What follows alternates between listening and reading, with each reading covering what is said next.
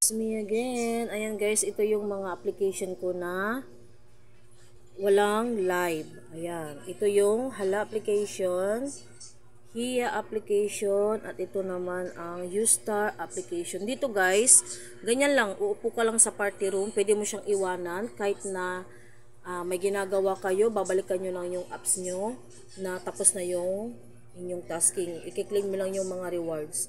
Ayan, dito guys, kay Ustar is 100k ang kailangan para maka-withdraw ka. Equivalent yun ay 500 pesos, depende sa rate ng dollar.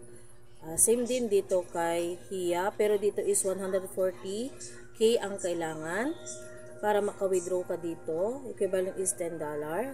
Dito naman kay Hala application is 100k din.